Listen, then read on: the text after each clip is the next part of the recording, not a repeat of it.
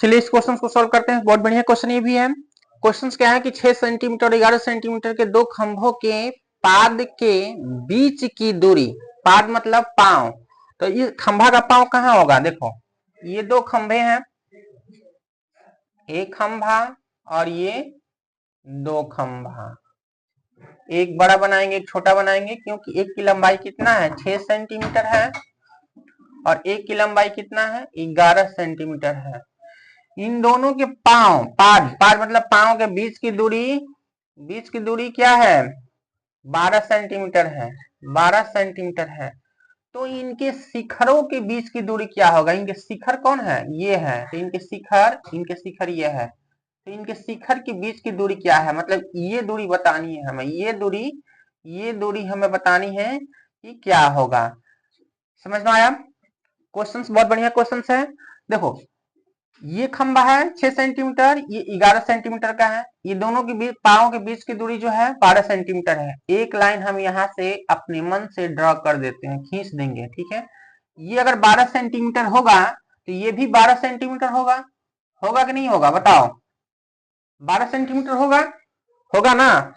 अब देखो यहां से यहां तक की बीच की दूरी, यहां से अगर A B C D E कर देते हैं तो हमें पता है कि ए बी यहां से यहां तक की दूरी जो है 11 सेंटीमीटर दे रखा था। कहां से? यहां से लेकर यहां तक, ये कितना है? 11 सेंटीमीटर है। और यहाँ और डीसी जो है, डीसी और बीई के बराबर है। डीसी ये वाली दूरी इस दूरी के बराबर है कि नहीं है? बीई के बराबर है, तो ये 6 सेंटीमीटर होगा, तो ये भी 6 सेंटीमीटर होगा। हमने लिख लिया। अब हमें पता करना है कि ए ई कितना होगा, ए और ई कितना होगा। तो ए ई कैसे पता करोगे? ए बी पता है 11 है, यहां से यहां तक की दूरी 11 है और यहां से यहां तक की दूरी 6 सेंटीमीटर है, तो 11 में से हम 6 माइनस कर देंगे तो ए निकल जाएगा। 11 में से हम 6 माइनस कर देंगे तो कितना निकलेगा? 6 5 11, 5 सेंटीमीटर। मतलब ये दूरी हमें पता चल गया कि 5 सेंटीमीटर है। तो हमें डी ए पता करना है, डी ए। जब हम यहाँ से लाइन खींचेंगे तो ये राइट एंगल ट्रायंगल बाबू बन जाएगा।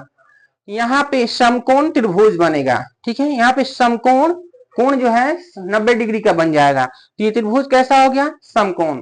तो समकोण त्रिभुज लिखेंगे, समकोण त्रिभुज ए ई डी में डी ए स्क्वायर, कर्ण का स्क्वायर इज इक्वल टू आधार का स्क्वायर डीई डी का स्क्वायर प्लस ई ए का स्क्वायर, ई ए का स्क्वायर। समझ में आ रहा है? एकदम एक एक चीज बता रहे हैं, समझ में आना चाहिए, समझिएगा। वीडियो को स्किप करके मत देखिएगा, बहुत बढ़िया सवाल है ये। आप देखो डी ए स्क्वायर हमें पता करना है, हमें पता नहीं है कि डी ए स्क्वायर होता कितना है। अगर हम लिखें, इसलिए D A is equal to क्या हो जाएगा? स्क्वायर जब यहां से हटाएंगे तो ये टोटल के ऊपर स्क्वायर हो जाएगा, मतलब ये स्क्वायर हो जाएगा, डी ई स्क्वायर प्लस ई ए स्क्वायर। ठीक है, समझ में आया यहां से? अब इसका मान रख देंगे हम।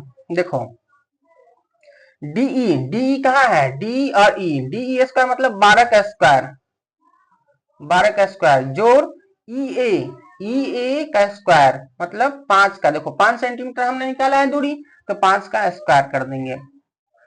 अब देखो बाबू, अब देखो 12 का स्क्वायर क्या हो जाएगा? 144, 12 बड़ा है 44, 144 प्लस 5 का स्क्वायर 25 हो जाएगा, 25। अब देखो 144 और 25 कितना हो जाएगा? 5 4 9, 4 2 6 1, 169। और 169 का वर्गमूल क्या होता है? 13 होता है, 13 सेंटीमीटर। तो हमारी दूरी कितनी आ गई? डी ए की दूरी कितनी आ गई? 13 सेंटीमीटर। बहुत बढ़िया क्वेश्चन, रेलवे में, एसएससी में, सीजीएल के एग्जाम में कई बार ऐसे क्वेश्चंस पूछे गए हैं और क्लास 10th में बिहार बोर्ड के एग्जाम में भी ऐसे क्वेश्चंस पूछे गए हैं। आप लोग पेपर उठा के देखिएगा, ऐसे क्वेश्चंस पूछे गए हैं। बहुत बढ़िया क्वेश्चंस हैं। इस क्वेश्चंस को, वीडियो को अधिक से अधिक बच्चों के पास शेयर कीजिए, ठीक है, सब्सक्राइब कर लीजिए, फॉलो कीजिए, ठीक है बच्चों। Thank you all of you.